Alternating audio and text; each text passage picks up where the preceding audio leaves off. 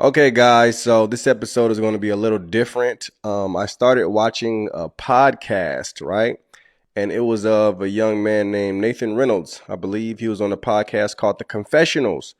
And I was 4 minutes in. First of all, I got this video sent to me from a friend, right? And this friend does a lot of different studies and a lot of different watchings on Nephilim. So on this podcast, the guest was somebody whose family is said to be descendants of the Nephilim. Okay? So when I first got it, I was like, all right, I'll watch it. But 4 minutes in, when he said that they were Luciferians, but then he went and named Lucifer's real name, which is Hallel. His Hebrew name is Hallel. Lucifer is what we call him in English. But when he said, yeah, the Luciferians, they worship Hallel, I said, oh, shoot. I got to watch it on here live with y'all. Okay? I got to watch it on here live with y'all. We're going to watch it together. This is my first time seeing it. This is also your first time seeing it. So let's just check it out. You come from a family that people describe it as a Illuminati family. Mm-hmm. Is that how you would describe it? That's not how I would describe it in the same way. I'll be honest. I think it's just a popular catchphrase that a lot of people are borrowing into. No, I come from a family that they believe they are descendants of the old gods. That's the best way to say it. That they believe that they are carriers of a seed line that gives them the divine right to rule. And that is what gives them justification spiritually, emotionally, psychologically, scientifically to dominate the lesser species known as humans. Humans literally means a lesser species of man. And they do not believe they are a human in the same way. They believe they are something other than. And that's descendants of this hierarchical ruling species that is from the celestial realm that descended in the days of Jared and came down and procreated with the daughters of men, and that they still trace their seed line back to Gilgamesh, till Nimrod. And so this is what the dynastic families believe they have, is a superiority in their genetics on one side and the ability to commune with the divine. And so their children are progenitors of these, some might call them abreactions, mutations, these skills, psychic abilities, that kind of stuff. All variants of it. And so they raise up their children in this path with which involves a tremendous amount of shattering of the soul and the identity, so that there's compartmentalization within, and it allows them the ability to train their child up in a way that makes them conducive towards the family. I call them the family. That's what I called them. You know, it's a better word for mafia than anything else. But no, we didn't call ourselves, like my family wouldn't ever call themselves Illuminists. Yeah. Right? They're Luciferian. That's for certain. They worship Hallel and Shahar, as he's really known, but different reasons than what people are ascribed to, you know. Interesting. All right. So I want you to start from the beginning of what your childhood was like and just walk us through this. But before you do, you just said something that I got to ask you before I forget. What they believe, do you believe is true in the sense of them being able to trace back their lineage to the fallen? Some of them, yes. I believe they absolutely can. Do you think that's in your blood? I believe it was, yeah. I believe it is. Yeah? I believe there's no way to physiologically necessarily... my blood's been augmented a lot over the years. I volunteered for a lot of stuff and said yes to everything that they could ever give me that would make me better than what I was. I was on a desperate quest for relief. And so I volunteered for all kinds of stuff, and I volunteered for stuff that was transhuman in its nature. Really? And it augmented me quickly, you know? And that was brutal, because then there's this... I lived a lot longer than I expected. Let me just put it that way. I did not think I would ever see 18. Never even comprehended the idea that I would ever know a family that wasn't this other thing, where the powers of control and access were given through the abuse of children. That's what I knew as normal. And I knew that people were corrupt and monsters and were willing to devour each other to rise to the top. I understood what wolves were when they ran the world. And so it was very hard for me to get to a place where I could believe that I could be redeemed, because I had witnessed enough of things in the families that make it seem like I am irredeemable forever. And it took me, there was one book that made a massive difference in that, which was called The Gospel to Every Creature. And I believe it's written by John Darnell. It is very hard to find. I have a copy, but it's been scrubbed. And it's the good news to Nephilim, vampires, and transhumans, and it helped me to see that maybe I wasn't anathema, that maybe just because I have the seed line in me, that maybe just because I'm a progenitor of the offspring of the fallen, that it doesn't mean that I'm not able to be redeemed, because no matter what, by blood or by belief, I believe that we have a Messiah that overcame by the and we can overcome by the blood of the Lamb and the words of our testimony, and not loving our lives when faced with death. And it was that powerful encounter with the Almighty, with the true judge of all the earth, who I can make an appeal to, who can give me a new bloodline, and that's what he offers to everyone. Wow. And so I do believe that's available to those that come from these families. That's wild. You hear this, man? This is somebody who believes he is a descendant of a Nephilim, yet he's saying Yeshua redeemed him. My Lord. I didn't. Last year in the Christmas season, I took the last 2 weeks of the year off, and I had other people host the show. And my friend Joel did an episode that he called Good Nephilim. And he kind of goes into this idea of Nephilim being able to be redeemed. Yeah. And it's a concept that I feel like has not been tapped into a whole lot. And he did on my show for I think the first time. And since then he's kind of uncovered more information to back up his claims. But having, a real life Nephilim here, not kidding. But it's just, it kind of goes into that concept, Yeah. And so that's why I asked you, because I was like, hold on, like that's pretty wild. Like, to be like, have I ever encountered somebody who comes from that bloodline? Maybe. I mean, I've talked to a lot of people, but how many times do you come across somebody that does come from that bloodline and acknowledges it, knows it? That's another thing. And so that's why I wanted to ask you that. So, you kind of hit on the childhood stuff right there in that kind of description.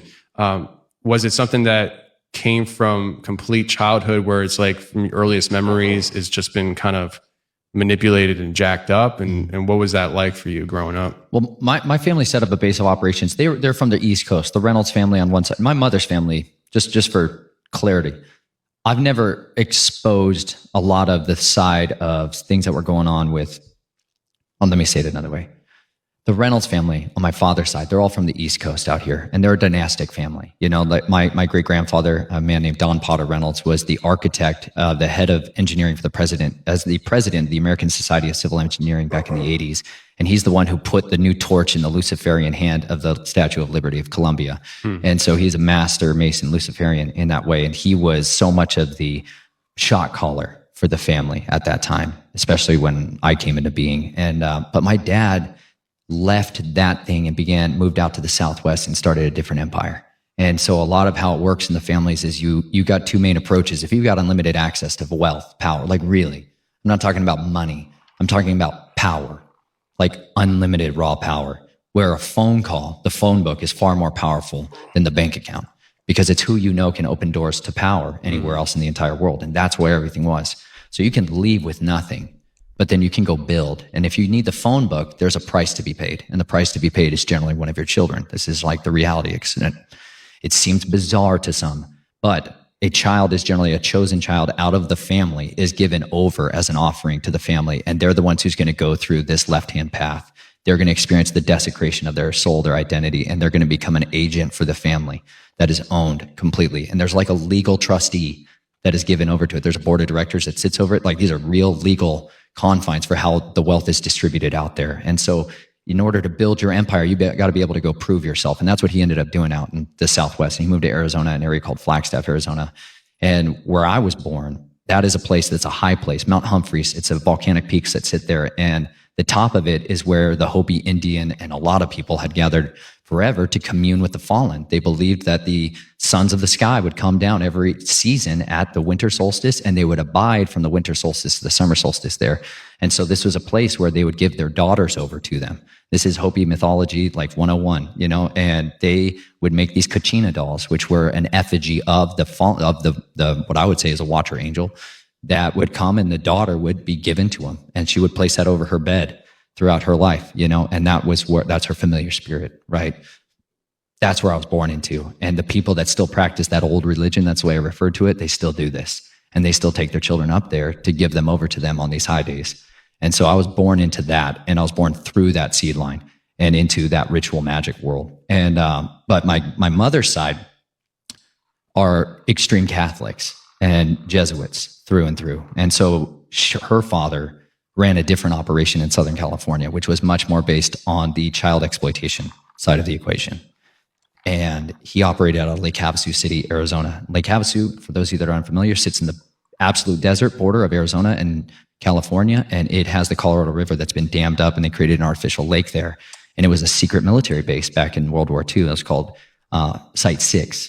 And it was a stopover point crossing the desert for soldiers going there. And they would made it into a rest and recuperation area. And so it was a party city from its foundation. It had a lot of underground structures that were built into it as a refueling point. And in the 1960s, a guy named Robert P. McCulloch bought it. And he bought it, and he also purchased the London Bridge that crossed the River Thames. And he had it shipped over here stone by stone. And while they were doing that, they excavated 80 bodies that were entombed inside it in a practice that's called annulment, where you would sacrifice a person and bury them alive in the walls of the foundation. And so there's all these chambers in this facility of the London Bridge where they would do torture and all kinds of ritual stuff. But this is why the sing-song nursery rhyme, the London Bridge is falling down, falling down. That's a nursery rhyme to talk about how you have to give your children over to the government so you can hold up the London Bridge. And they would literally take their children. This is in the history book of the museum at Lake Havasu City. You can see these bodies of these children that were sacrificed inside the walls of that space. So he bought that as a charged object. He bought that as a portal mechanism. And they built in Lake Havasu City with another designer from the Disneyland. And they literally built a pleasure island. That's what it was facilitated for. And they designed it so that it would be a retirement community that would facilitate the exploitation of children. And that's exclusively what that city was founded and built for. And so the original founders of that operated out of Knights of Columbus predominantly as a wing of the Jesuits.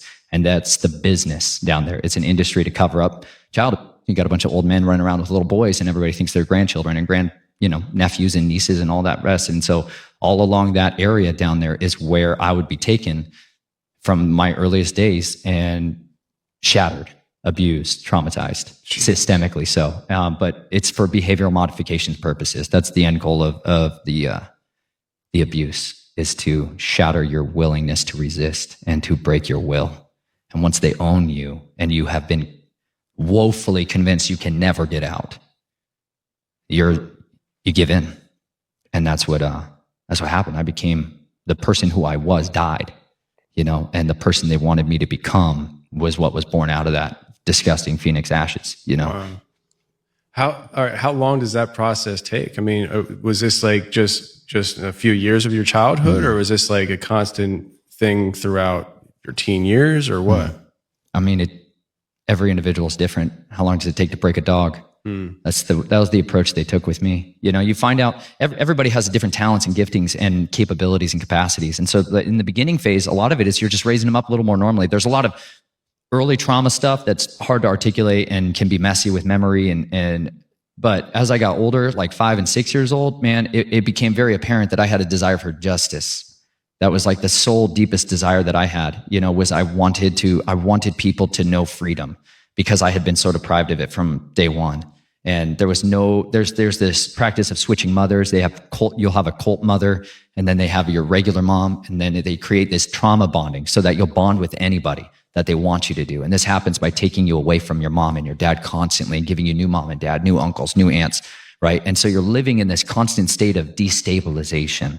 And so it's as that destabilization happens and that patterning is built up, that's when a lot of the programming comes in to stabilize these new personalities and these new pursuits and endeavors. But I had this zealousness to see injustice stopped, and they preyed on that. And so they gave me opportunities to fight back against these perverts who were abusing children, and they would build up in me this rage, this need for vengeance, and then they would let me release that on somebody. And in the beginning, it was people I knew were bad guys I'd seen abuse children. And I would slice their throats up, man. I would tear them to freaking ribbons. And I loved it because I finally felt like I could stop something that I knew was evil. And I thought this was the way to stop all these monsters in the world. I just wanted to hunt monsters in the night. I just wanted to go down in the tunnels and hunt. And that's what they kind of created in me, this just freak of a need to hunt. And then they would bury that away, and you go back to normal life, and you go back to Christian school, and you go back to the regular life, and your parents act like it's just normal, but they're like, you got to have cover stories for why your child's all beat up and bruised and your space is smashed. And like, I've had multiple reconstructive plastic surgeries from fights, like fighting for my stinking life. You got to have cover stories. We would move around constantly. My parents would move us around sometimes every 6 months or not. But once you have a friend or a teacher or somebody notices, starts asking questions, or you start bonding with somebody that's outside the cult, they're not going to tolerate that. And so we would move all the time. And now my sisters on the other side, they weren't roped into this thing. I was in a male cult. This is the Brotherhood of the Snake down in Lake Havasu. But this is, my sisters weren't caught up in the same thing, but they were caught up by the family as a whole.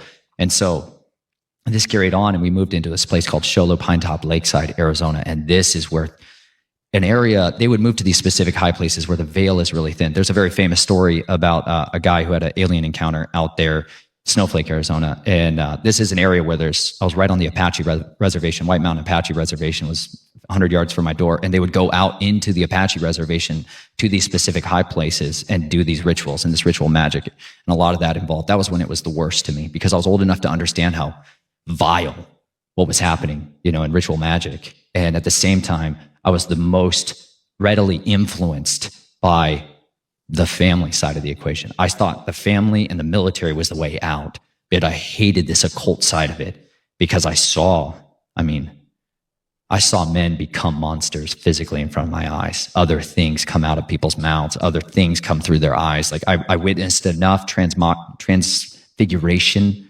to know that this stuff is 100% stalking in the darkness. And I don't want that to rule me forever, but it was hard to not resist. You're in it. Well, so, all right, seeing things like that, like you say, all right, so you said you saw men become monsters. Is that metaphorically or literally? It's literally. I've seen men do nasty things like an animal, but then I've seen men become not people. Like literally not change. be the people. Yeah. Okay. And there is like lycanthropy, and there's these understandings of what the watchers are capable of doing that most people are just woefully ignorant of. And that's why they're perishing. It's because they lack a basic understanding of history. And one of the predominant understandings of what a watcher, specific class of celestial beings, is capable of is augmenting itself. They can shapeshift. That is by their nature. They're literally called metaskizmadzotoi in the Greek in the New Testament. And it's because he says it's marvel not, because Hasatan you could say like transforms himself. That's a good word for it. But he shapeshifts himself into an angel of light. And his messengers, his apostles, disciples, they do the same thing. And he's like, this is because they are capable of becoming anything they want to be in order to deceive on one side of the equation. And that's what they'll do. And so when people start engaging in these necromantic rituals and other stuff, and they start to seek the embodiment of these celestial ones, they can get these things on them and in them, and they can't contain them. And some of these guys who are messing with this stuff, who don't come from the bloodline, are incapable of cohabitating like a parasite, and they feed off of each other, and they can't handle it. And so that's why families are recruited from these bloodlines, and children are recruited out, even if they don't know anything about it. Like you said, the vast majority of people who come from these bloodlines, there's a lot of muddying of the waters. There's a lot of purity that's been changed. There's a lot of half-breeds. And there's a lot of quarter breeds, right? There's a lot of people that don't know this stuff, and they start to get into lesser magic. And all of a sudden, it's like the doors of everybody open to them. But that's why. It's because they can host these things better.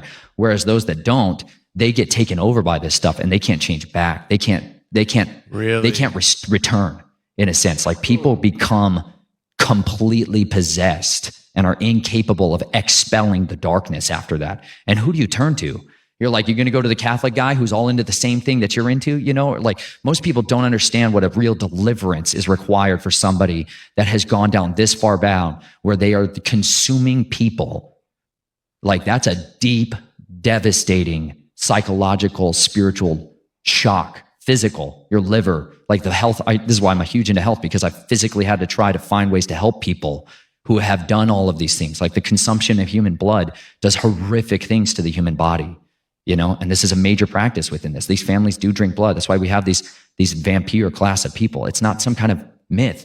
People consume blood in order to extend their life force. Like, this is a normal thing. You've got billionaires today who admit it on Joe Rogan podcasts and other places where they're like, yeah, I used the blood of my son and all that. Like, you don't understand. This is a religion. and this is a highly effective means of augmenting yourself. And so these watchers will give people this power. Their priest class will dispense that to people who want to go into, like what I come from down there in the Apache reservation was the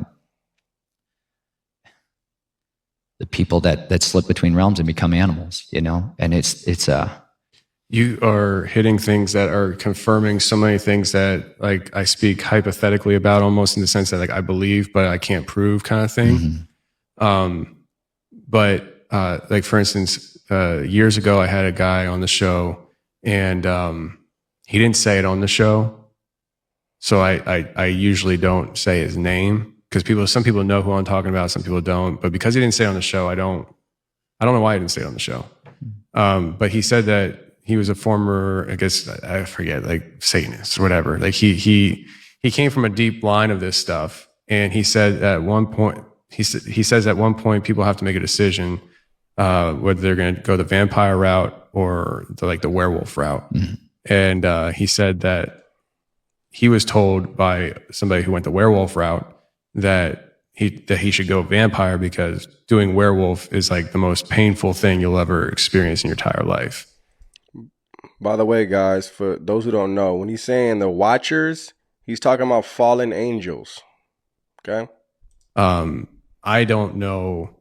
I can't say factually how true that is or not, but you're saying a lot of similar things, and now you're saying that there's traversing realms involved with this. So are you saying that there are people who are traversing realms because of their ability to change into these things, or are those two separate categories, or sometimes the same? I would say it like this: the reason that there's these First Nation people have preserved these priest class, right, just all across the world. This isn't just like localized to white European people.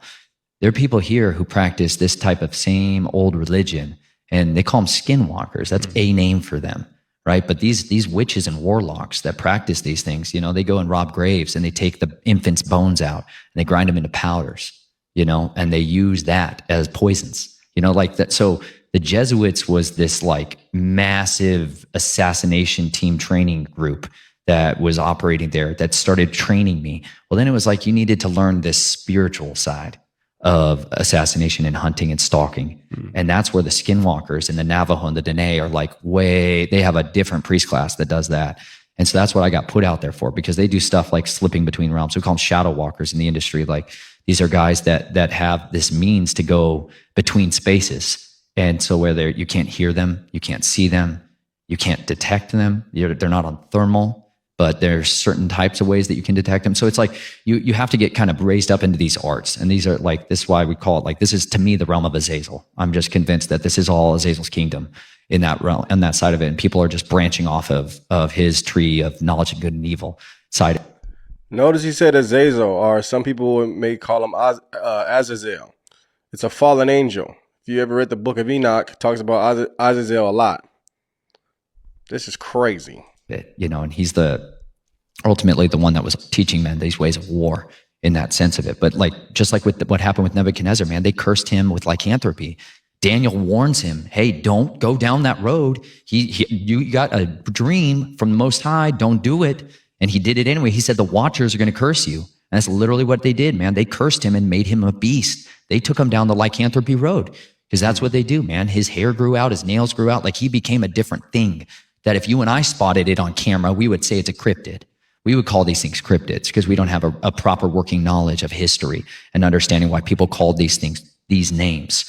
But the vampire side of the equation, they tend to be much more human masquerading.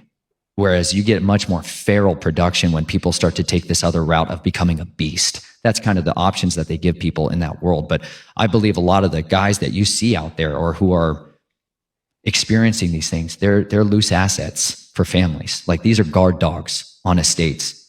Like that's literally, there was a training program I had to go to when I was 9 years old, and we'd go up to this farm in Michigan that was in the family, my dad's cousin, and they train all of these police, military, law enforcement, and VIP protection dogs. But then they have other cages that are man-sized cages for other stuff, because that gets brought in by the families, and it's like some of these are people that are just beasts. like physically people that are like not like the rest of us, strength-wise, speed-wise, power-wise, intelligence-wise.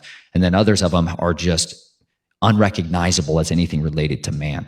And so is that their ability, the strength, intelligence, is that something that is brought on through ritual, or is it brought on through like medical injections? You know, like I've heard stories of, you know, military injecting, you know, people with things and they essentially become a super soldier. Is it that kind of stuff or a combination or what? I think it's just both. It depends on who's got high tech and who's got the old tech. You know, and the old tech is generally superior. The new tech has side effects. You know, when people are getting injections and are using, you know, recombinant DNA to start augmenting stuff, there's other variables that are unpredictable, you know, whereas if you just use a different spirit, you can predict what it's going to be. You know, that's like when a skinwalker kills, that's what you have to go through, man. I'm 9 years old and I had to stinking kill somebody with my hands, a friend, a person that I love, because my family was not somebody I loved. And so part of in order to be inhabited by these spirits that will shapeshift you and allow you to become a different creature, you're going to kill somebody that you love, and you're going to kill them with your bare hands. You're going to breathe in their life as they die. And it's when you do that this stuff comes on you, and that's the stuff that makes you convinced you can never be redeemed. I believe it. So if you, all right, there's so much to unpack. I'm trying to collect my thoughts. Let's just go with the assassin route. You were a kid being trained to do that. When you were doing it, did you have to transform? Was that part of the process for you, or did you ever have to never go down that route? I wasn't like, I didn't go that route. My route was being able to get by anything. Like, you got to be able to invade anything and be able to familiarize yourself and be understanding of how to navigate and get past people's weaknesses or things' weaknesses. Like, you want to train how to do infiltration and exfiltration with targets, hardened targets. You're going to have to learn how to get by guard dogs, physical guard dogs, wolf kind, you know, and then you're going to have to learn how to get by stuff that's like, they have a warlock that sits in this estate and they do ritual magic to do all these spells and incantations. You need to know how to get through that. So there's like, you get training by getting exposed to all these different variables so that you can be able to pierce through no matter what it is and eliminate somebody or plant something. It wasn't always just like assassination. That was an aspect of it, but a lot of it is counter-espionage and espionage. You're setting people up, right? Or you're trying to extract something. Like, there's this project we'll have to get into more. It's called the Jason Project, which is a secret scientific military group that's now more publicly known. It's a consulting group for the smartest people in the entire world, but they had children. And so they started this junior Jason program where they're like, yeah, we should all breed together, you know, and have these really super high intelligent children. Well, then they could be great spies. And so that's where you get into espionage as a major tacit of this. That is, they get interlocked so heavily, and you start to figure out that the vast majority of the people behind the scenes are not just connected to these religious orders, they're connected to the government. And that these are, a lot of them are State Department employees. And this is how the United States military and government regulates and controls assets out of containment. People that are not doing what they're supposed to, that have information they shouldn't have, and they need to be eliminated, or you need to extract a piece of information from them. And so that's what really launched me into that realm, was right then in those mountains of the White Mountains is what they're called. But that was when I chose more of, I don't want anything. I want to not be in this cult side. It's not like that was respected, but it was acknowledged. And I got opportunities to do the side of it that I thought was high speed and low drag and looked way more freeing, which was the modern American soldier. I wanted that route. But you're designed to basically always be a spy, and that you're going to feed back the family what you want. And if you're going to be put in a position, we'll open the doors for you. And that's where all of that really was birthed out of, was there in the White Mountains. And then once that decision was made, my great-grandfather was brought back to our house in Colorado. He was located there, and my father signed me over to him. He got parental rights. He got bedtime rights with me at night. That's sick. For a few years, until he was too sick to do anything about it. And my dad got access to the trust fund. And that was when everything went from like surface level, poor, middle class American to like planes, new cars, new car, houses, bed and breakfasts. Like my family became wealthy. And I got thrown from freak show level werewolf Psychoville down in Arizona into the big city of Colorado Springs, which was military gods. Like military, it is the capital of the New World Order. It's Denver. The Front Range of Colorado is 100% the place where the capital has been built and the infrastructure was laid. And so I got put into the military side of the projects there when I was a young teen. And that's where NORAD Space Command and all of this underground facility from the United States Air Force Academy. And that's where I went into the military side of the equation. And that's where I stayed for quite a few years. That's wild. I had a guy on the show a while ago. I don't want to rehash the story. I don't even remember what episode it was called or what I called it. I think it was a member show, but he was messing with something in his apartment, and somebody called in terroristic threats on him, and he had like all this like powder and stuff. Like he wasn't making bomb. I don't think he was making bombs, but like, anyways, the SWAT team came and raided his home or his apartment, and his brother called me. He's like, dude, why is a SWAT team at your apartment right now? And he's at work. And so he just panicked and he fled. Oh gosh. And he this is in Colorado. He fled into the woods. And this is where the story for the show came up, because he's out in the woods and all of a sudden he's being hunted by translucent people shooting at him. And he said this lasted the entire night until he wound up getting to like a safe zone where it just kind of stopped. And he wound up turning himself in and cleared his name and everything. And I don't know, like I don't think he spent any time in jail because he wasn't building bombs, but he panicked.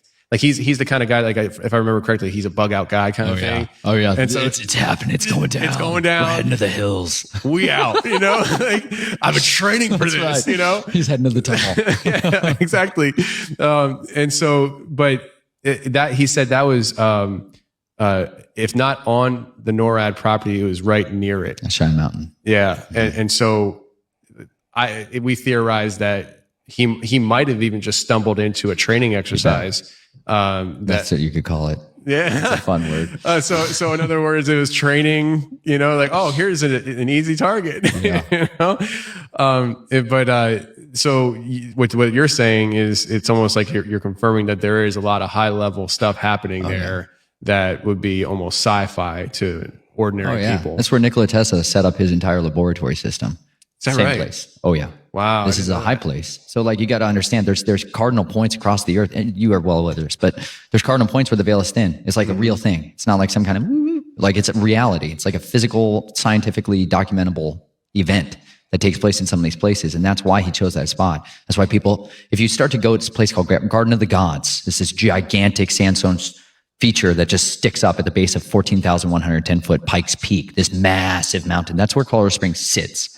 And then it's a confluence of all these springs, these incredible hot, well, mostly cool water, but mineral rich springs called Manitou Springs. That's where I ended up going to high school. And it's the highest concentrations of witches in the United States per capita occupy that area because it's a gigantic tunnel system that has been there from before the days of old, always been there. People have been there and they've been doing these kinds of participatory acts. Well, the United States military moved into there on a huge degree in the 1940s and began to build during the Cold War, they began to build a lot of tunnel systems. And this is where the continuity of government operations headquarters was going to be when it came to the central part of the United States. And so that Denver's ideally situated because you have the Great Plains to the east, and you have these gigantic cascades of mountains, the Rocky Mountains, as a shield behind you. And so that's why the continuity of government, if it ever relocates from the East Coast, it will go there. And that's where the base of major military operations has embedded itself. And so when somebody stumbles onto something that might be a training, like you call it, like these are just basic kit that a lot of our soldiers have that's just not on the TV yet, where soldiers are needing to be stealth technology, or they're rubbing thermal creams on themselves to hide from any type of thermal imaging software. This is like low end of the tech side of the equation. But Fort Carson, which is where I was stationed, that is a massive military base. And that's where, but abreast to that, there's 6 military bases surrounding Colorado Springs. So it is a gigantic ring of this, including deep underground military bases and stuff that goes up to Denver, and that's interlocked all the way up to Wyoming, where all the communications cables are for the entire country meet. So it's a really big area for all of that. And then you have all of the spiritual side of stuff that starts in the mountains, in particular in the Front Range and Rampart Range Road. So like my family ended up moving into this little town just outside of Colorado Springs, and like giant 5-pointed star, cardinal point, where everyone gathers on the high days, all the witch crap, right? all that stuff goes on in there, and that's embraced out there culturally. It's like the norm, and it's like normal that your children are part of this stuff. And so it's good to raise children in sick families in that environment. So that's what that hub caters to. Whereas Colorado Springs on the other side is focused on the family, and it's like die-hard Christian side, and it's like, yeah, but all the creepy occultist people are on that side of Manitou Springs. We keep them over there where they have their coffin races and all the rest of it, Wow. So we're gonna do an overtime with you, and we're gonna focus heavy on the military experience. But I'm assuming the answer, and it's just a yes or no. You don't need to go into detail. Have you ever been in an deep underground base? Yes. Of course you have. I figured you have, and it's probably not once. So, I definitely want to get into that for the overtime for sure. I want to kind of backtrack a bit to a couple things. One, you mentioned about people transforming their bodies, and that lichen is definitely that route. We've had people on the show, lots of people who have encountered these dog man type creatures. The one that comes to mind is episode 335. Kyle was the groundbreaking episode for me going into the dog man topic. I've had it before, but this was just like, whoa. Long story short, he's 15 years old, hunting with his grandfather in Kentucky, Daniel Boone National Forest, the upper side of it. And it's middle of the night. His grandfather's in the truck because he was older, so they had radios. The dogs get on a scent. You hear him howling. He comes up on the scene, and he can hear his dogs fighting with coyotes. The coyotes go off. He only had 2 dogs out there. And in that fight, he heard his younger dog run off as well. So now the older dog, who's a really good hunter, really strong dog, is by himself, fights off these coyotes. They come back in, and it sounded like they came back in a pack almost, and started whooping up on his hound dog. I think it's a hound dog. Don't hold me to that, but hunting dog. And then he hears his other dog come back in, and when his other dog came back in, the fight changes. Coyotes are gone. He comes onto the scene. His older dog goes back to treeing the raccoon in the tree. He comes over, pats him on the head, and he hears his younger dog behind the tree chowing down on a coyote. He goes around the tree, and it's not the younger dog. The younger dog never came back. This was a very large dog on all 4. He said it was so big that it was holding a coyote by the rib cage in its mouth. And he said that when he came up on it, it looked at him, and it stood up on its hind legs, took chase. That unfolds a whole scene where basically his hunting dog saved his life. His hunting dog did survive, but barely.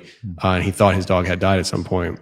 That story that he shared on the show, is there any way outside of what you shared that it could be something else other than somebody that transformed from human to upright walking dog, that maybe was one of those people who weren't able to handle that and could never change back? Is that in your mind what that would be? Or do you think that there are actual creatures out there that maybe come from other realms, or maybe just like some people? I don't personally subscribe to the idea that Bigfoot's just this hairy primate that we can't catch. Yeah. I think there's more woo-woo stuff to it.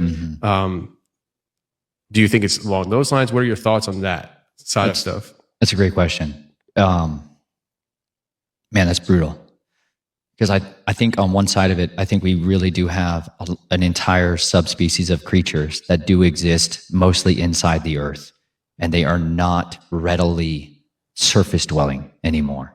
And I do believe, like in Lake Havasu City, Arizona, man, inside the London Bridge is a massive room, like a throne room, where they engage in this magic. But this Brotherhood of the Serpent, they call upon Nachash, the dragon. And would that be in normal terms Satan? Yeah, most people know him as Satan, right? Yeah. But like there is a great red dragon. Like it's a physical, that's what he looks like in reality. He was cursed, and man, he made him a monster. Yahweh made him a monster. And they would commune with these things. There's 13 grandfathers take 13 of their grandsons, and they bring them into these rooms and do these things on these specific times and rituals for all kinds of stuff. But the dragons tell them the future.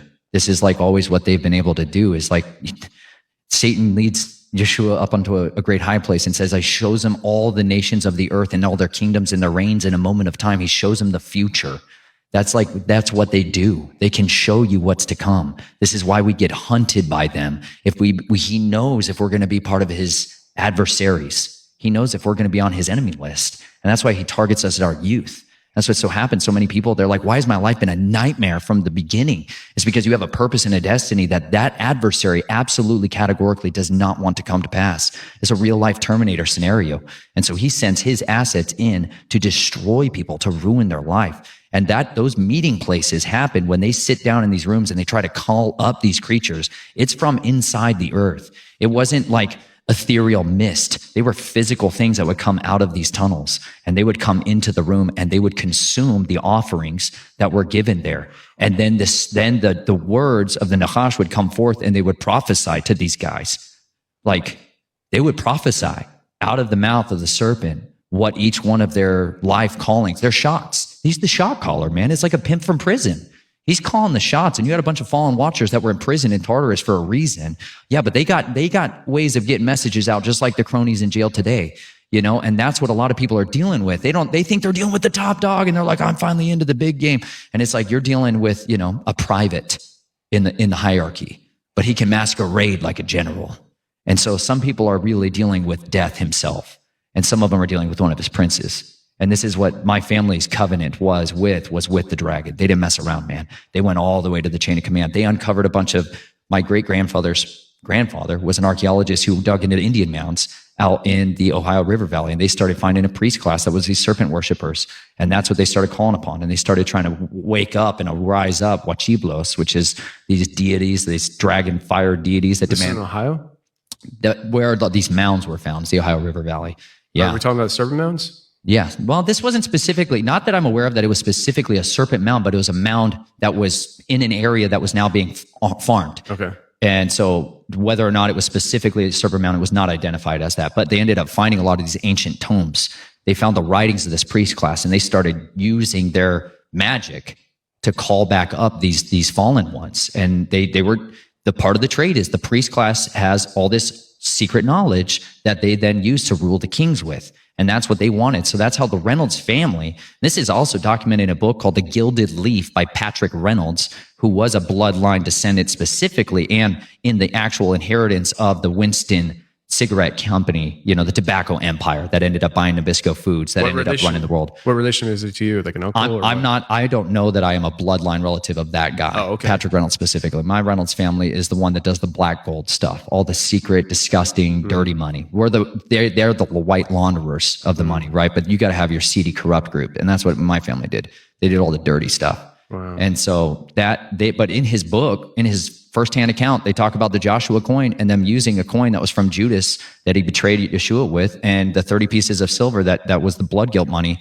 They would touch that silver coin to anything they wanted, and it would grow an empire. The cost was always massive bloodshed and a massive demand of life. And that's always what the serpent required. He wanted life. And so like on one side of the equation, that's what they used to build the Reynolds empire. That's what they used to go down Alcoa and all the aluminum industry and all of the stuff they spray on us and the stuff they poison us with and inject us with and all the variables of complexities of targeting that they've done against us. That all comes from that covenant that those two brothers sat down, did, and entered into a blood covenant with the dragon, man. And this is what the fruit of it was. Well, my family entered into that on a different route through this priest class thing.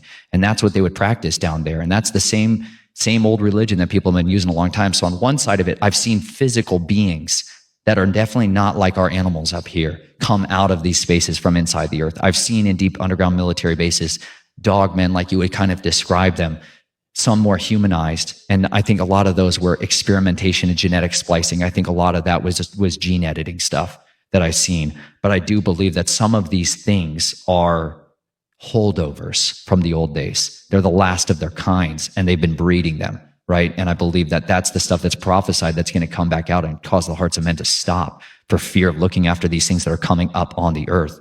That's why everywhere I went throughout my youth, I could go to these tunnels and these caves and call out, and I could hear them, and they would call back, and it's like, it's a seductive power that draws you back into it. You could call out to them? Like, yeah. Was it like a language or a sound or what? Oh yeah, man. You can learn to call to them. You can go out here in these hills out here and do it. You can still do it tonight on these full moons and stuff. You can start calling out, and you'll think you'll hear coyotes at first. And then all of a sudden it's a totally different, it's a different sound that starts to resonate. And then it's a different one that calls off from over here, right? You got to understand, some of these guys that you think are just neighbors and stuff, or just people, like, this is what they keep in their barn.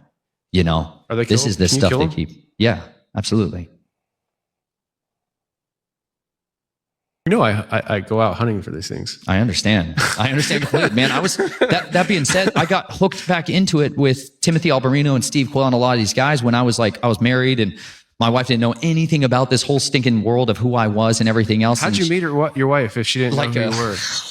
You suckered her. You suckered her. That's a way to put it, man. She's still with you, so she loves you. Bro, she's all in, man. She's amazing. Cool. She is my shield bearer, man. She's amazing. She has fought. We have waged a war together beyond your wildest imagination. She has seen the full force of the occult come after us and people slaughtering sacrifices to try to desecrate us and people try to hunt us and murder us in front of her face. She's seen it. In front of my children's face. They've sent special kill teams after us in front of my children's face, man. And I have seen the living power, man. Recent. Really? Yeah. Wow. Man. That being said, man, I do believe that there is a hierarchy and you can call upon the Most High, man, and he has delivered us. And I've never had to fire a shot at any of these guys. I haven't had to take out their drones. I have seen supernatural intervention. I've seen their weapons jam in front of my face, like chapter in the book called Murder on Their Minds, where I talk all about it, man. I've seen him provide supernatural miracles because you got to understand, we're dealing with the fallen. We are not dealing with the Most High. And he owns a much more powerful arsenal. And let me tell you, at his word, all these nations, kingdoms, and thrones will bow. And it's an absolute reality. It's an inevitability. And so that's why I serve him, man, because I've seen what the power of covenant is. And I had a covenant with the law of sin and death before in my life, but now I have a covenant with the Most High of peace and life. And he's given me a new purpose. He's given me a family. He's given me a mission. He's given me the opportunity to do the things I dreamed of when I was that little. Man, I used to run away in the night in Arizona, man, and I would run into the base of that mountain, man. There's these caves that are there that I just love caves. For me, it's safety in that. People call it hunting and all this. I'm like, dude, these to me were people. I'm more like a beast, man. I was ripping people's throats out with my teeth when I was a child to survive a fight. Like that does something to you when you try to see other children playing with a bat wing toy or whatever. And you're like, you're puking blood in the toilet. Yeah. Because of all the crap you just went through the night before, and like you are unrelatable to men anymore. You can't comprehend the things that are in your mind when you have been defiled so systemically for so long. And so I just lived with dogs. I literally would flee into the yards with people and I would crawl into the dog loose and just survive the night. But then that wasn't enough, man, because these were city dogs. Then I started looking for the feral ones, man. I started looking for the coyotes, and then I started looking for the wolves and crawling into their dens because I can imitate any of them, man. I can crawl around like a dog and be like a dog. Are you serious? You bet, man. Wow. You can get them to take you in if you know their language, if you know their gestures. You can learn all of this stuff, man. And like when you're little, when you're like a child, wow, they'll treat you different, Yeah. And they man, I literally ended up living with these things. And they're like, I have this love for wolves because of that. Because I've understood what a companion can be when you're desperate and distraught. And like, these were my best friends. And that sounds so weird to people, but like when I was a child, I bonded with the animals. I wanted to murder all the people because people were monsters. I couldn't imagine a world of the living. I got so lost in the world of the dead. And I just wanted to find some semblance of innocence and purity. And I could not find it in people because everybody was manipulating me. I was nothing but an asset to them. And I didn't know which end of me they wanted. Do they want my skills? Do they want what do they want from me? And so it perverted my understanding of people. And so I just fled to animals. And that's where I talk to these creatures and live with them. Well, then you start encountering these other ones, and you start to befriend them. And it just becomes like a pack. Well, then my family would rip me away from that and move, and I would have to try to find a new one. And there was this just constant destabilization. And so there's a lot of people that get caught in that world, man, and people brand them as feral children, like you might want to call it, or whatever you want to call it, man. But they're survivors. That's what they are, man. They're overcomers. They're the remnant. They're the leftovers of nightmares. And you know what? They're some of the most incredible people or things that have ever been. And that's why I'm here to preach the gospel to every creature. That's what it says. My commission from my king, who gave me my marching orders, is to preach the gospel to every creature. And that's what I'll do, man. I'll do it in the tunnels. I'll do it everywhere, from the tops of the roofs to the bottom of the earth. But I am much more familiar and comfortable down there than I am out here. This is the world of oddities, where people think this stuff is like legend and myth and strangeness. And it's like, you go into these families, they broker deals with this stuff. They get down with these things and they generationally raise their children to have that seed line in them. So it's a different world than what most people are used to. But I tell you what, these animals they carry a history of what this land used to look like and what these people used to be. And it wasn't that long ago. This is a short history when you think of the last 150 years in the United States. That's not long ago it was a wilderness. And there used to be 150 million people who lived here, who raised animals and livestock and farmed and cultivated landscapes and brilliant, massive, beautiful cities. And yet they interacted with giants and these creatures that were oddities for time in antiquity. You're talking about unwritten history. Absolutely. Absolutely. Wow. You keep throwing everything out here, and I haven't even got to how you met your wife. Oh, yeah. We got there. So are you talking along the lines of like people talking about Tartaria today and like how they basically built over entire civilizations and some of these structures that we have in these big cities? Like, for instance, I've heard this and I've heard both sides of it. So in Philadelphia, they say that City Hall is actually remnants of an old civilization. We didn't actually build it. Has been here. Maybe we built on top of it or something like that. But when coming from that area, I used to run Center City, especially as like a rookie driver. They send everybody down to Center City. And so you're peddling freight down in Center City with a freaking truck. And I can't describe to people how massive City Hall is in Philly. It's one of the most beautiful buildings I've ever seen in my life. And I've been in it. It is absolutely massive. You will get lost if you don't know where you're going. And I forget how long, but the idea of decades sticks out in my head. Like I was told that it took an extremely long time to build that building. And that always sat weird to me. I was like, how does it take that long to build a building? Like, this isn't like something that was built, I say thousands of years ago where they were, making the brick by brick, make the brick, then put the brick there kind of thing or whatever, And so, that I go off on that spiel because that's something that always sticks out in my head when I talk about Tartaria and things like that. But is that kind of like the angle that you're talking about? Like this idea that there was, you said 150,000 or million people that lived here, and they traded with giants, and the cities and civilizations. What happened to those things? Well, I wasn't really hitting on the Tartaria and the architecture side of it. And there's other examples like the City Hall in Iowa and other places. I traveled, like I told you before, 4.5 years in an RV. And at the time, mud flood in Tartaria was in. And I was like, what? I'm going to go look. So I just started traveling around to these places specifically to try to find and identify and document evidence of this catastrophic event, or like, are these recovered cities, as opposed to the idea that we, all bit these with horse and buggy and all the rest of it. Yeah. I wanted to know for myself, but that isn't specifically the history line that I was talking about. I'm talking about before that, the side of it that is definitely more like when you go in, like one of the best books for those of you that are book guys, The Discovery and Conquest of Mexico by Hernan del Castillo is the firsthand account of the conquistadors coming into the Americas and their strategies and tactics for infiltrating and enthroning a new deity known as Mary, right? The Queen of Heaven. They wanted to invoke her over this territory. And there was a massive battle between the priest class during that time. And you get to see these hierarchy of these ones that were worshiping in Mexico City predominantly, that was running a massive human trafficking campaign on all the sacrifices and slaughters that are happening for that. I mean, it's nationwide at that point. And we're talking millions of people that are being physically fed through butcheries to the priests. Like that's the way they did it. And that priest class fled north into the Americas when they got persecuted. And they came into the Americas, the Northern America, and they brought a lot of that ideology with them. And they began to use that, weaponize that power, and start to take over the people that were up here. And they began to eradicate them and butcher them and force them into compliance with this. And then the land responded with this desecration, and all these invaders began to come in. But this is stuff that they had prophesied was going to happen. And so a lot of them, they literally did not fight. They literally had prophecies that there was going to come bearded men with shiny metal helmets, and they're going to come and you're supposed to bow down and yield to them. And so that's what they did. That's why you had a few hundred guys with a few horses and dogs, unbelievable hunting dogs, crazy stories in there, full armor, killing squads of people, these dogs single-handedly. It's From Europe? Yeah, bro. You want to talk about what dogs can do? We have no idea what dogs do. Oh, yeah.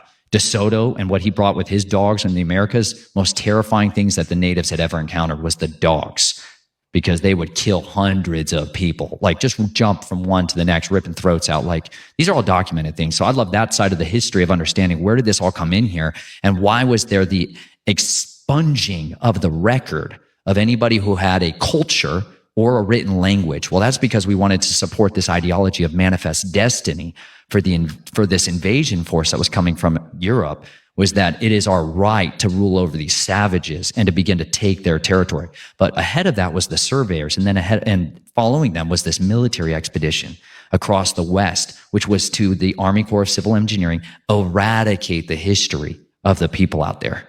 And that's what they did. That's why they built dams and rivers and lakes in specific places and changed geography.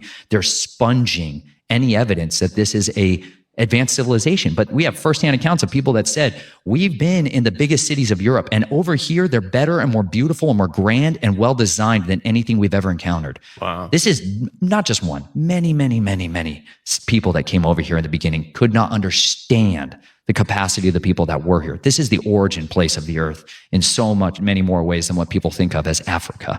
This place is where the first documented evidence of a horse, of a camel, of all of these languages, mummies, the oldest mummies in the world. All this stuff is here. Here. It's just not public. Wow. It's publicly accessible. It's just not popular. You know what's interesting is that you say that, and fast forward a few hundred years, here we are. And now we look at European cities and we're like, man, they're so beautifully built. Look how clean they are, because our cities suck. Like everything's falling apart. Nothing's built to last more than 50 years. Like it's just, it's kind of totally flip-flopped. That's wild. So, all right, I'm going to go back again. And I do want to hit on the story of how your relationship with your wife evolved and stuff, because, and we will hit everybody listening right now. First of all, we will ask the question of where are your parents today? How do you what's the story there? Because I even told you that's the question I was going to ask you at some point. But I'm looking at mine.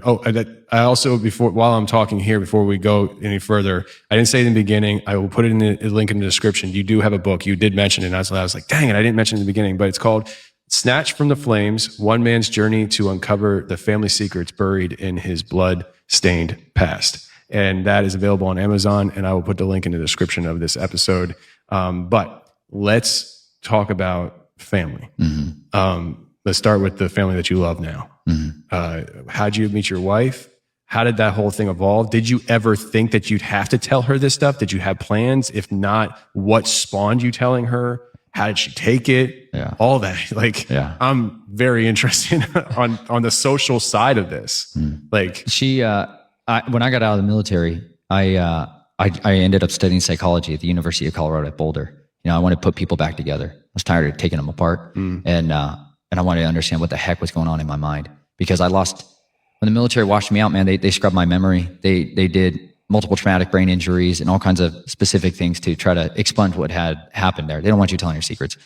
Anyways, I was a dribbling mess. I literally couldn't remember how to walk right, eat right. I had Post-it notes on my wall to tell me to shower and put on clothes and names. I went from savant level IQ kind of stuff to like impossibly debilitated, and it was excruciating on me. And so I just went on this path of trying to just restore my mind and get my mind to function again. And it was in the course of that I ended up going to this church out in Colorado, which is called Flatirons Community Church. And they had this college ministry at the time, and a recovery ministry. And that's really, man, where my heart planted, was in this Celebrate Recovery. They called it Shift. Oh, yeah. And there was just messy people, bro, that loved the Lord, and they loved Him so much. And they were passionate about helping the wounded. And I was walking wounded, man. I was a heart halter monitor on at the time, man. I was like, I didn't like my whole life. I'm like the last man standing for some stupid reason that I couldn't understand when I was young. I just wanted to die. I just wanted to die so bad, man. All my life, I just wanted to die, and I never could die. And no matter what anybody ever tried, always I lived, and I was so tired of it. And I ended up going to this church, and these people like loved on me, not the way like Christians had in the past, in the same way. Like my family was Christians. I went to all kinds of different denominations throughout all of this experience, but me and my family would pedal me back out the back door, And so my version of what a biblical minister was capable of was so jacked up. I thought they were weak cowards. That's what I knew Christians as. Like I knew that pastors are easy to manipulate if you give them the right tithe check. Like I'd seen what a bribe did to justice.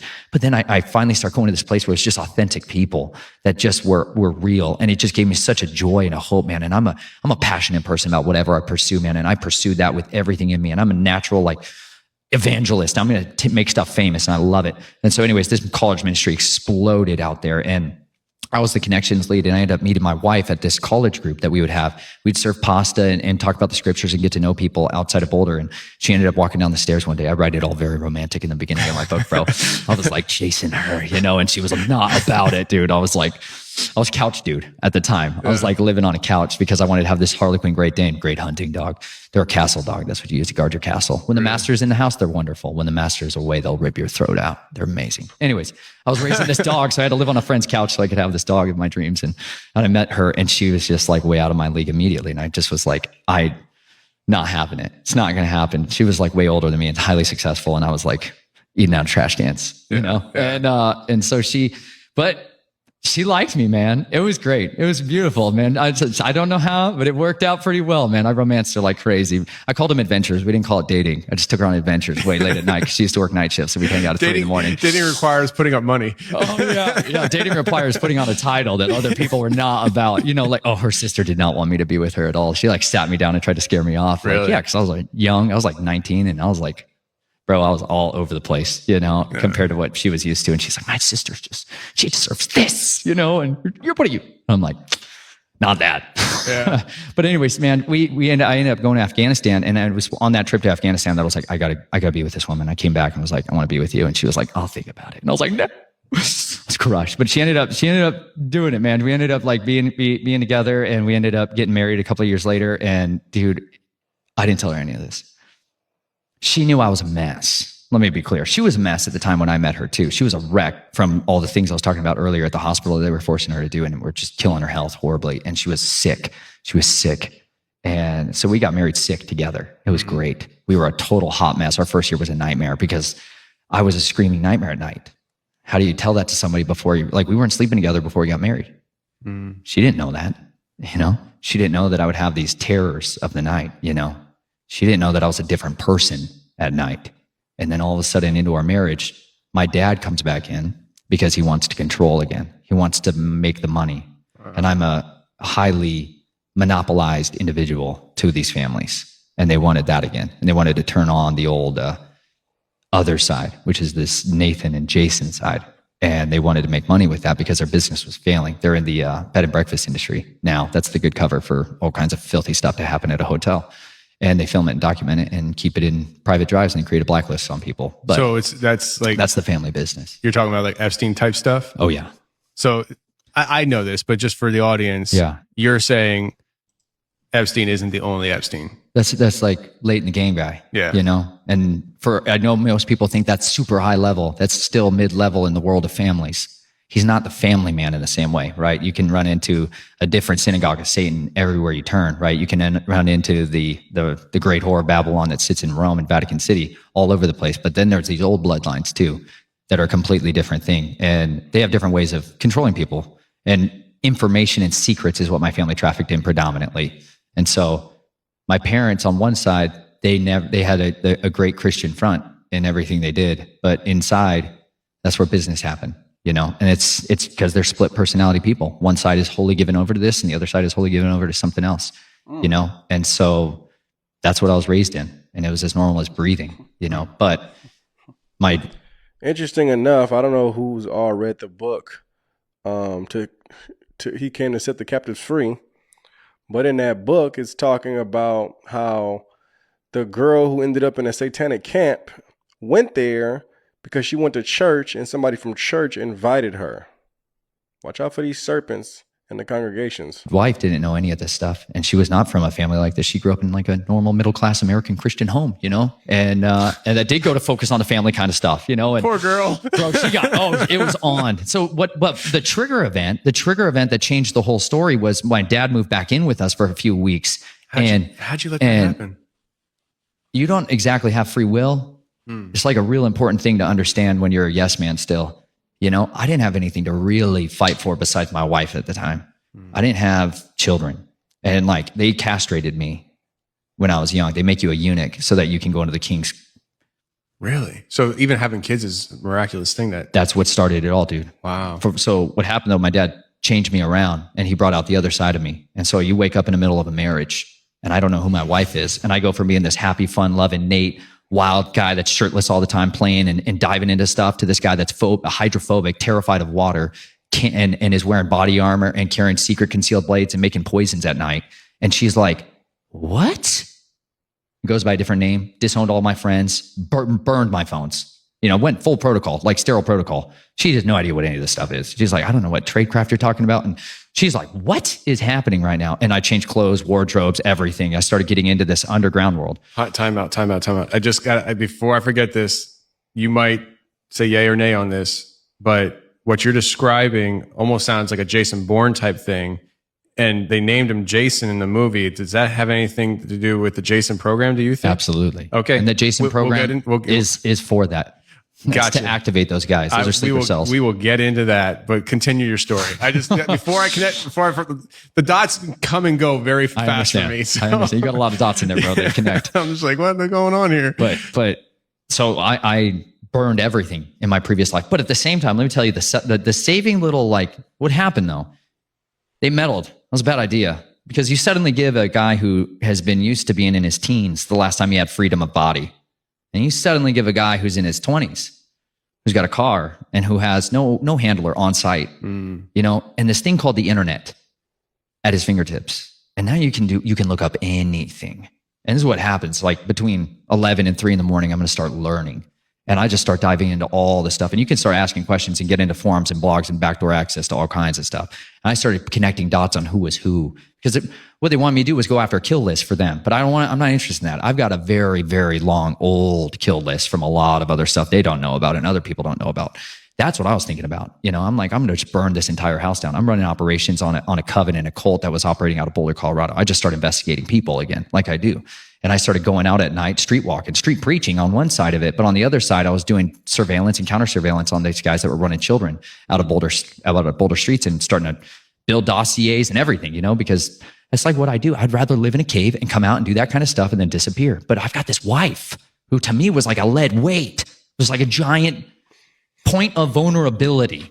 I live in a house. What the heck? I was like ticked. So I was pissed all the time. I basically hated her. And she felt that. Okay. She felt that. Gotcha. You know what a wife will feel? Well, your ambivalence towards her. More than anything you ever do to your wife, she'll feel ambivalence the most, because it's the opposite of love. It's not hate. It's ambivalence. And that's what I gave her. And I started wearing knives strapped on my chest and razor blades in my shoes. And she's going to start picking up on stuff like, why are you always wearing guns? Always. Always, and I'm like, you know why? And she's like, what's that voice? Do I want to know why? Yeah. But at the same time, this health crisis happened where she got poisoned and it almost killed her from the hospital procedures that they required. And that was it. She started doing the research. And I was like, if she's going to look into this stuff, I could talk to her about what we're going through a little. Because she, up until that point, dude, couldn't hold her hat with a conspiracy very much. You know what I'm saying? You test everybody out your entire life. When you're born into this stuff, all you ever do is test everybody to figure out whether or not they can handle anything related to who you are. And she was growing up, she was getting stronger. But then she got pregnant. And I ended up having a surgery. Let me go back a step. I ended up having a surgery because I had horrific, constant testicular pain. I had a lot of kidney pains, kidney stones, peeing blood all the time. My body's been through hell, and I have catastrophic shutdowns of my organs regularly at the time. And ended up getting a surgery to try to help alleviate that. Well, about a year after that, we ended up getting pregnant, which was to me a miracle that I knew the Father wanted me to actually have children, which meant I had to choose. This was the whole story of whether or not I give my daughter over to the family to have access to the trust fund. Which your dad was there for. Essentially, he was there about previously for a few weeks. He would come in and stay intermittently when he wanted to do workup stuff. But then he moved back down there. He's a critical employee of massive infrastructure in the state of Colorado. Sits inside a bunker and controls all kinds of stuff. Very successful in that realm kind of person, but a well-placed asset if you want to destroy the entire country's continuity of their grid. He's part of the power control system of the natural gas system, so he can shut down all the power plants. Well-placed asset if you want to burn the world down. Anyways. My wife got pregnant and it was my moment of choosing whether or not we do this. And I was like, at the same time, I was starting to listen to all of these serious truther podcasts out there by the hours and hours, whether it was, I don't know, I think the Hagman and Hagman Report was the first one I heard, Steve Quayle. And then I heard Russ Dizdar on there. And then I heard Dr. Michael Lake. If you've never heard those names, man, check it out. You could go on for a long time on there, but that was that launched me into this whole realm of seeing bold men be warriors for the kingdom. And I was like, finally, somebody with some chutzpah, like in the kingdom, representing how to deal with this stuff. Because up until then, I had a track record of psychopaths winning every time, right? I always saw the bad guys win, and that does something to you psychologically. It's a confirmation bias. And then when you suddenly see a guy like Russ Dizdar, who was preaching to people like me, who are coming out of occult bloodlines, who were deep into this ritualistic abuse and dealing with deliverance. And that's when it was on, man. And I was like, my wife was pregnant. She doesn't know any of this about me, but my family's going to want to take that baby out of her womb when she gives birth to it and imprint upon it. Like it's disgusting what happens right away at the birth. And I was like, they're going to drug her and they're going to take her child. You know, she's not going to have any clue how they do this. I was like, we got to fight. We got to resist. I'm going to go all in for the kingdom of righteousness. And I'm going to absolutely do everything I can to sever ties with my family. And so I went to this conference called Hear the Watchman conference down in Dallas, Texas. What year? 2014, I believe. Wow. And that's where chapter 5 is called Deliverance in Dallas. And that's where I heard Russ Dizdar speak. It wasn't the first time I'd heard him speak. It was the first time I'd heard him speak was at a conference where he was talking about runners, guys like me, blade people and all this other stuff. And my wife looked over at me as he was describing me and she kept looking at me like, this kind of like sounds like you. This kind of sounds like you, like more and more and more. She's like touching all. She's like, what? How many knives can I touch? She's like, yeah. Oh, dude, that was nothing. Those are the ones to just, yeah. It was crazy. So now we're down at this conference in Texas, and she still doesn't know anything. She's 6 months pregnant. Like game is coming on time, right? Like we got to figure this thing out. And I fall on my face at the end of his preaching. He calls like people if they want prayer, come to the front. Man, I run up there and I fall on my face and I weep like I've never wept in my life. Just desperate for that evil, like that latent seed out. I want it out so bad. I want to be a man of free will. I want to know what others took for granted from their youth, which is to make a decision without somebody else's manipulations in your life. Like I just wanted freedom, and I wanted my child to never have to know the world that I was born into. I wanted her so badly to get to choose for herself what her future would become. And I was so inadequately equipped to do that for her. I had nothing, but I had a willingness to fall on my face and cry out to the one who had everything.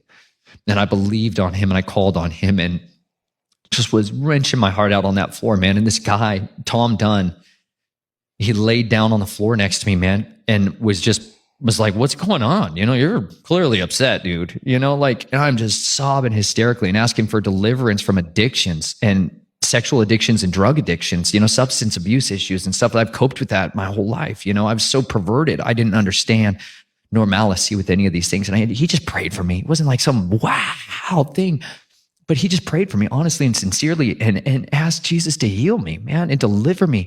And when he did that, man, it was like this giant black tree just got ripped out of my brain.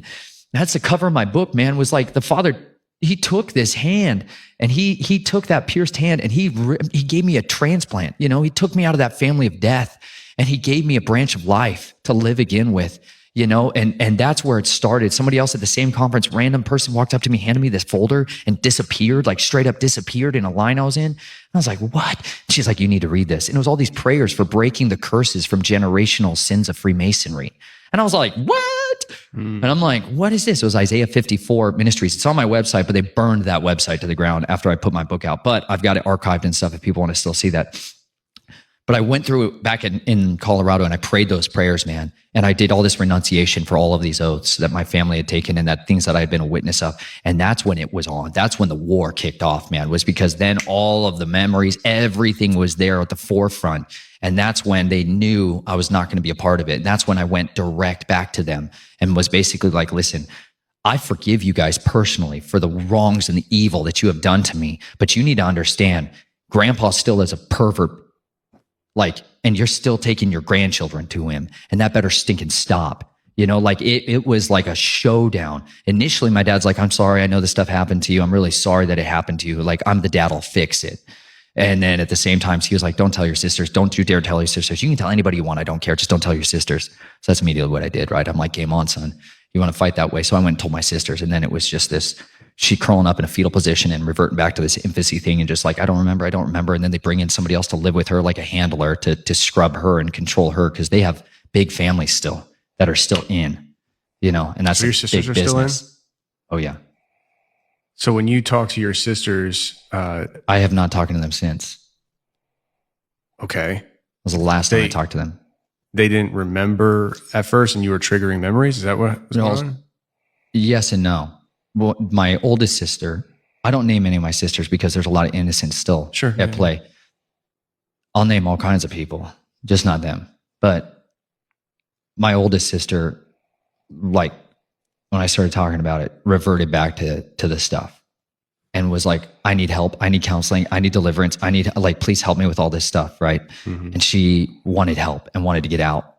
And the next day when I went back to talk to her, she was gone. That version of my sister was gone. And they had this young guy that had moved into the house overnight. And she literally couldn't tell me anything about anything I said. She didn't remember anything that had happened. She didn't remember like me coming there to the house the previous day to talk to me about any of this stuff.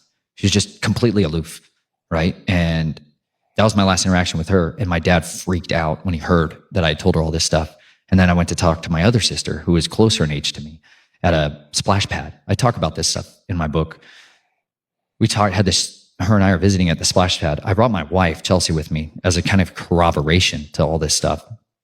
And she was really responsive in a good way. But then right in the middle of it, my dad showed up at the park. And I mean, he slammed into the parking lot and came barreling over and had this screaming showdown with me in the park, calling on crazy and powers and stuff. Like, the guy went from his Christian self to this whole other thing in front of my wife's face for the first time. My dad was he would have never seen a lick of scary ever until that moment. And then this other thing came out of my dad, the principality of the Reynolds family that he is in covenant with. And that came roaring out and cursed my marriage, cursed me with insanity, cursed my wife. You're going to be naked. All these horrible things. He's screaming and cussing at the top of his lungs at a splash pad. This is like a real splash pad. Little children like, ee! And there's this like demonic, massive battle going on over in the corner. And I was rebuking him and calling, like, it was like the sword that was in my mouth was far greater than his, because I had the power, the authority of the Holy Spirit like I'd never had in my life. And I couldn't even hardly articulate the power that was on me. But he physically got up and ran away from me, screaming over his shoulder, ran as fast as he could and drove away, terrified of me. And that was the last time I ever saw my father, was that moment. That was the last time I ever saw my sister. I've not spoken with any of them since, because at the end of the day, they still sent my grandfather there to receive my daughter when she was born. He still flew up to the state to try to get access. I had a sting at one-man army standing in the birth center, ready to run and gun with that guy if he showed up. But my family has never had access to my children since then. And now we have more children. Now I have 4 children. And that was the start of so much of that journey, though, was we're going to do whatever we can to get away from this. But at the same time, they sent a lot of stuff after us when we were still at that property and in that house. And there was a massive, long story there. That's what the chronicles our journey out of that, until we eventually wrote the book. I started speaking out on shows, and I was like, if I'm gonna come out, I'm gonna come out with everything all right now. I'm not gonna be like, I got some secret documents, you guys, you don't want to know about. It's like, no, you just burn it. You burn the whole house down. That's the best way to do it. I've been told that if you have sensitive stuff, you don't just piece it out. You drop it like a nuke. That's right. Do it all at one time. Oh yeah. And that's good that you did that. There's still a lot of dead man switches out there. You know what I'm saying? There's a lot of contingencies that are available should it ever go real bad. But she loved me, man. That woman loved on me like nobody else has ever loved me. Her name means safe harbor. Really? And that's exactly what she was to me. Wow. Because I had to tell her all this stuff, man. And I came unglued on her. I mean, I became everything worst version of me I'd ever been. And she loved on me, and she was so mad. She was just enraged at the evil of what this family was. She was enraged. And then you start collecting evidence. She started going on to their Facebooks and started gathering evidence and seeing all this perverse stuff. They'd line their boys up naked and take pictures of them and put them on their mantles. Like, you come pick which one you want. Like, this is real family business. You can walk into their house and they'd have like framed pictures of kid children, little boys stacked up in the entryway when you walk into their house, so you could pick which client you wanted. And she was finding that on Facebook, bro. You'd find this on. They think it's cute. They're like, oh, it's just cute little babies and boys and stuff. Jeez. And I'm like, no, dude. My family had a photo album that they would hand to a customer, and they could pick what version of me they wanted. Like, this is like a menu that they offer to clients. This is really how like the business works. And it's like, this is still a reality. So, all right, version of you. So it's like they pick a version and they got push the certain buttons to get that version of you to manifest. Yeah, then they get a code book that goes with it, and that brings that personality out. Really? Because if you want a cross-dressing girl, this is how you get that. Wow. And that's what that whole personality is shaped to be with. Or if you want somebody that's into different things, they have this. And so that's a code book. That's like the little red book that controls somebody is a real thing. Well, sometimes you give people a page from it, and they pay for that page for a certain amount of time. That's what they get. But others, they're going to get a page from Jason. That's what the military bought from my family, was my black book, so that they could have an asset as their own. And then they're going to rewrite the program and then make it just theirs. That's what my dad didn't want anymore. He wanted back that chain of command. He wanted full control and sovereignty over me that the military took away from him. He wanted that back. That's why he went and tried to meddle. The problem is he woke up the wrong guy. Mm-hmm. A very dangerous person to wake up who knows how to burn houses. Yeah. I'm glad we're friends. I hope we're friends. You betcha. I mean, man, you're advancing the right kingdom, bro. I like you. So hopefully you like me. Man, I love my job. I meet such interesting people. So, when I was driving tractor trailer, I would listen to a lot of podcasts, and that was in the days of the wild west of YouTube, where they didn't just take everything down. This is like pre-Jones takedown of 2017. That was the marker of everything. And I would hear, people talk about people like you, Dizdar. And he's passed, right? Yeah, man. They killed him and Rob Skiba in the same week. We'll get into that in the overtime. No, but I just, so I'm hearing these stories and stuff, and I'm like, really? Is that really possible? And here I am years later, and I have all these years of experience under my belt that brought me to a point where I'm just like, coming into today, I'm like, oh yeah, I know that stuff's possible. But I really, like, I've never sat down across the table from somebody who has been in such positions as yourself. And it's just, I'm just taken back by so much in a good way. That's just like, whoa, You mentioned something several times on this recording that I need to bring up. How do you? I don't know if "get around" is the right word, but how do you feel? What's going on when it comes to you openly, publicly acknowledging the fact that you've killed people?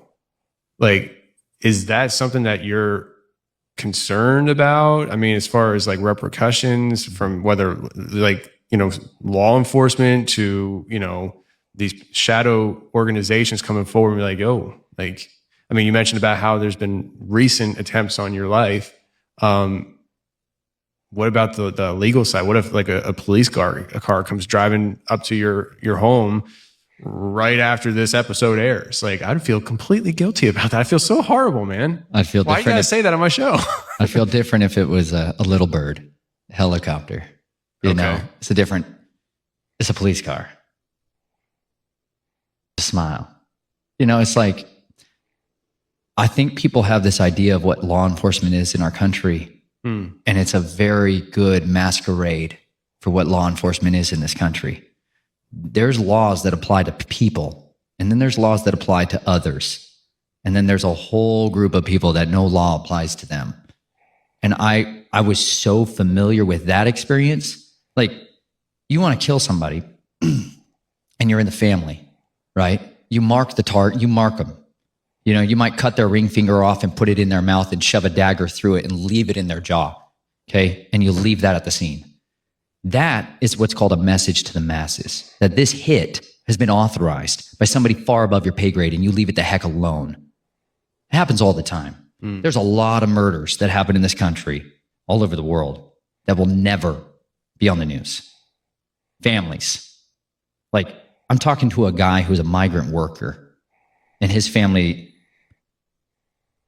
is in the cartel and is a sicario. If you don't know what a sicario is, it's an assassin. Hashashin is where these words come from.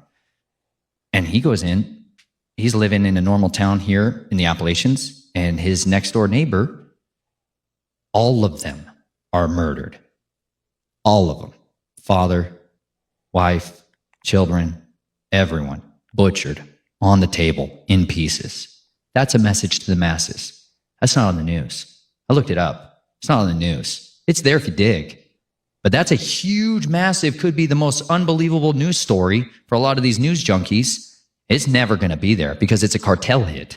You got to understand who these cartels are. They're families, different families, and they are fighting a war, a quiet war. And this is why you have gray men that are out there to do their dirty business, gray women too. But there's stuff that's non-prosecutable in the United States. And a lot of it happens if you have diplomatic immunity. And that's what a lot of these people operate under, the same guidelines of that. I don't have that. I don't have any of those protective measures in place whatsoever, but it was as familiar as breathing to me to go through that world, and that was normal, that murders happen all the time and nobody ever cared. Nobody ever cared, right? But also the vast majority of what you do and you're trained in is to kill people covertly, which means you make it look like something other than an incidental death. Or an accidental death, as opposed to that's a homicidal death. Mm-hmm. So a lot of it is learning how to put things in people's body that cause them to die. Maybe not right away, maybe later. And so this is the arts of poisons. And that's why people will turn to the Jesuits to learn that tradecraft, because they're some of the best at it, right? That's what so much of it is, learning how to destroy people's vehicles so they don't work properly, or they suddenly just gas on the way all the way. There's lots of it involves. All right, guys, we're going to stop there right there. They're going into something else. I pray you guys, the crazy thing is, we talk about different things, and we've talked about different things on here, and some things sound so crazy that you think it's, it's a conspiracy. And different things we've talked about, I know some people thought it was a conspiracy, and then it turned out to be true. And what you have here is a man who was naming fallen angels. He was talking about having a bloodline connected to the Nephilim and fallen angels, and different things that is biblical. So crazy to see a human being talking about something like that on a platform and it getting so much attention, because that means that a lot of stuff is coming to light. And the more and more and more stuff comes to light, the more people acknowledge something that's supposed to be hidden, the more they're just going to show themselves. So who knows what's to come in the days ahead? Who knows? All I can say is, be right. Be right in front of the Lord Almighty. Be right. Be in a good space with God. As you can see, when his dad had the principality manifesting through him, he couldn't take on him because he had the Holy Spirit in him.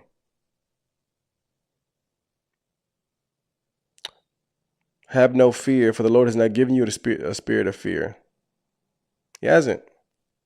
And that's why, because the one with you is greater than the one in anyone else.